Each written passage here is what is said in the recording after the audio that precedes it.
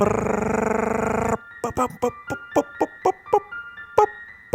right, we're here. Hello, everyone. It's Dream Warriors 31 Days of Dread.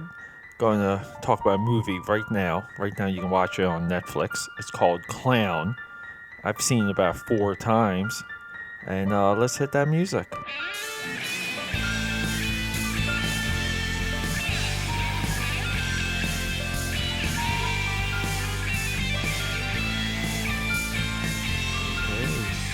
Day 12. How does it feel? 12 days, 12 horror movies. Yeah, that's what I almost said Dream Weavers there. But that's what Dream Warriors is all about. We're just about at the 12 o'clock hour. Yeah, I've been trying to do Clown for a chunk of time. Actually, I wanted to do this soon after watching Spider-Man: Homecoming. Which is available right now. The Spider-Man Homecoming review was done with John and myself, and that was one of our like remote reviews, which was yeah, I think that was one of our good ones. So why are we talking about Spider-Man with a horror movie? Because it's this very intelligent, crafty artist that was involved with both movies. His name is John Watts, and he really became I view prominence this past year with Spider-Man Homecoming. He having trouble talking right now. Oh my God! Let me sip some of this Red Bull. Oh, it tastes so good sometimes. But yeah, a little bit of a long day for me. Mental anguish, challenges, but I'm here. But yeah, so John Watts took Spider-Man, took the character Peter Parker, and holy crap, did he make a good fun movie. I believe it or not, I think this movie is even a little bit underrated. I don't think it gets put high enough on everyone's conversation, especially to be coming into a character that just feels like it was mauled, destroyed, kind of like just abused by Hollywood from its inception. I mean, inception into Hollywood. But yeah, so he came in total breath of fresh air. Like integrating Spider-Man into the rest of the Marvel universe, Tony Stark, everything. Like everything about that movie just works so well. One of the best Marvel villains. Even though I say they're all good, I think all of the Marvel movie villains are good. I don't think there's one bad one. I think that this whole conversation of Marvel having weak villains is malarkey.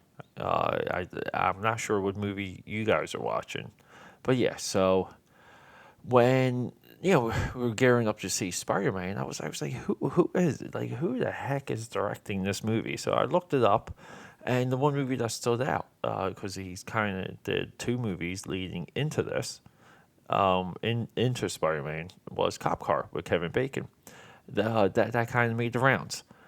Haven't seen it, but another movie that he directed called Clown was available on Netflix, and I sat down and yeah, it was like just so everyone knows, like I was never like a horror movie like aficionado. I was never really drawn to watch a ton of horror movies. I think that's part of why I'm enjoying doing the 31 Days of Horror myself, because I am really getting into like all the parameters of a genre that I kind of just always look down on, to be perfectly honest. Yeah, so clown horror movie, like kind of looked like it was monster driven. What wasn't really excited, but I sat down and watched it, and wow, like it just captured me. And since then, yeah, seen the movie 4 times, all with females. Cause girls like scary movies, and I always recommended this. And it's new, no one's ever heard of it. So it's just one of those good go tos.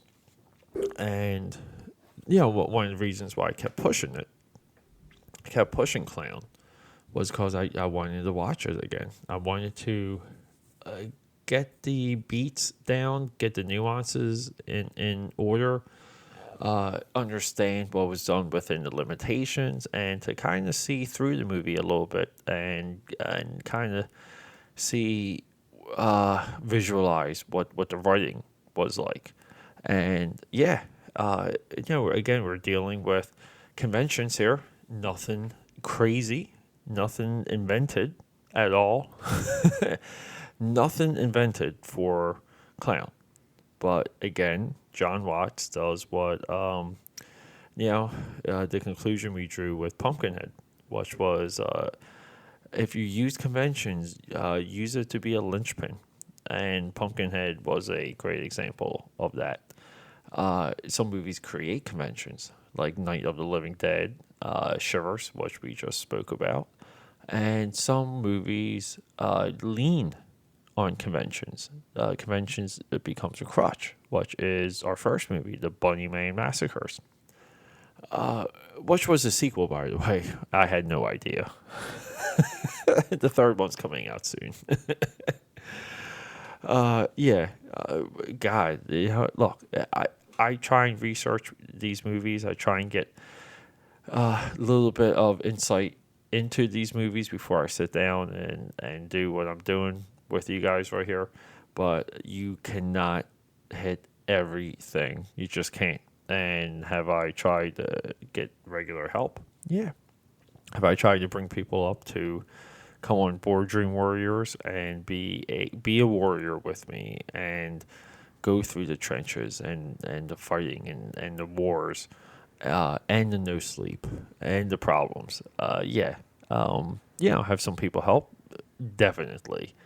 But I do crave for a warrior by my side for this, and that warrior would be a research machine, which I pretty much think is critical when it comes to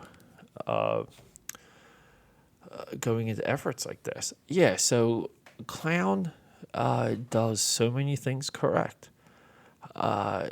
Again, I think it's mute to really go into what it does wrong, but let's just run through.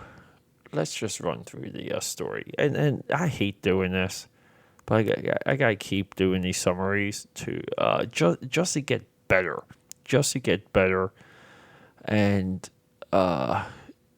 just be able to vocalize what happens.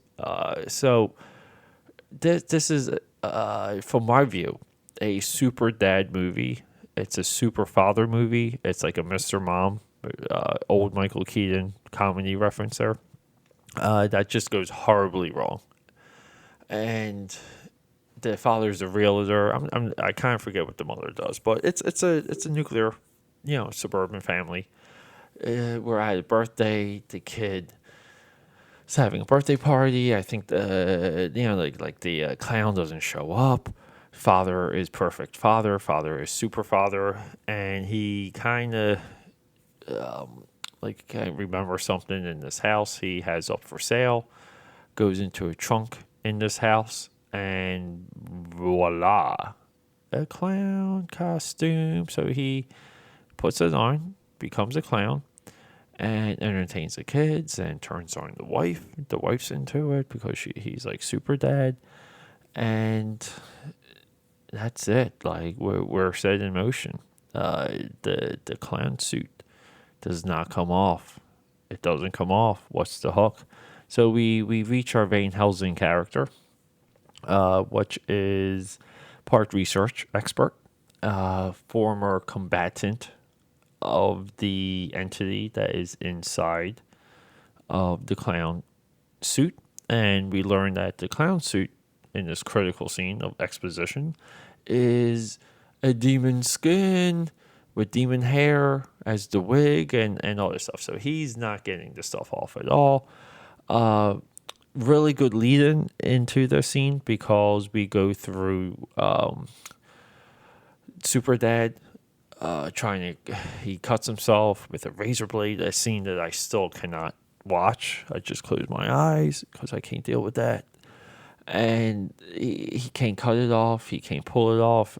He has a rubber nose. The nose doesn't come off. The wife is like a nurse, and she with a pair of pinchers. I'm forgetting the name of the tool she uses. Forceps. With a pair of forceps, she pulls the nose off, and that's a tough scene for me to watch. And then the dog eats the nose, later to be paid off, because that is something that comes full circle. So we don't want to spoil too much of the movie, but the presence is that the clown costume binds to a host, and it becomes the demon. And holy crap, the transformation, the slow transformation, the escalating killings, the deaths, there's like a hunger within the clown entity, and it is just freaking cool, and it's bloody, and some of it's scary. Awesome, like Chuck E. Cheese esque scene, which reminded me a lot of the scene from The Guest at the very end at the themed prom in the Guest, and that is actually one of my favorite movies that I recently saw too. Another independent movie, but yeah. So Chuck E. Cheese scene is just on all cylinders. Well done, well lit. Darker than it should have been because it's a kind of like a public place, public playground. But you kind of go with it. Drop the lights to be scary. It has a scene that I'm seeing more and more of, which is kind of like breaking that fourth wall, where the family is notified of what's happening, and we're seeing more and more in this. And this is like a deconstruction. It's a meta within the movie, because there's been other movies where this scene doesn't exist, and we always say, just tell your family, just run to the police and do this, and just and that scene is played off very well. It actually ends with a good climax, which zips the plot along. Again, very smart storytelling here. Yeah. So, watch this movie. Heck, yes. Watch this movie. Watch this movie more than once. Yeah. If you want to understand structure, narrative flow, exposition, character development, and I would say a roller coaster type escalation, like a roller coaster rise of violence and the understanding of violence within a movie like this. Yeah, because like there's no gore just to have gore. Every death marches towards something. Every death has a consequence. Every death is anticipated and feared, because you don't want some people to die. And it's very well done on that. I think I would compare the escalating deaths in this movie to Jaws and to Alien. It's a bold statement, but Dream Warriors is a bold show. But yeah, I think we're just going to be like a little bit short with this, because I don't want to spoil the movie. I just want to praise it. I want to get you to watch it, and I just want to just hear some comments. I want to know. I want to know what everyone thought of this. But yeah, put this on your watch list. And oh my God, I'm looking at the timer. 13 minutes. What the heck is this? Can this be a full episode? I don't know. I don't know what else to tell you. Creature design, awesome. Costume design, great. Blocking, cinematography is great. I mean, the darkness, the way how the darkness is shot, especially at the end. The end of the movie reminded me of Lethal Weapon 1, I believe, where they have the conflict in the house under construction, which was Murdoch's house. I think, right? Is Danny Glover Murdoch? I forget. But yeah, this is reminiscent of that. I don't know if they're making a nod. I really don't care. I like it in both movies. But yeah, there is no one that I watched this movie with that just really didn't enjoy it and really get into the horror aspect and the mythology and the lore aspect. Does this movie need sequels? Yes. Does this movie, I don't know, let time go by? Does it need a jump up upgrade? Like a prequel reboot or something, remake. Yeah, it does. I think that the core concepts, the core ideas are that good in this movie. I would like to see Clown Reckoning or Clown Awakening or a Clown Judgment Day type treatment where it's a sequel but is such a huge upgrade on things that we saw in the original, which is very much how I view Terminator 2 and movies like Desperado. They're upgrades from the first movie. They're hardly sequels in my eyes. But yeah, check this movie out. Let me know what you think. Tag me, find me on the Twitter at AKAPAD. You can find me on Instagram, aka Pad13, Facebook, Peter A. DeLuca, and aka Pad, Snapchat, aka Pad. It goes on and on and on. What else? YouTube, aka Pad. You can watch my YouTube show, Bad Eats. But look, just watch this movie. And signing off.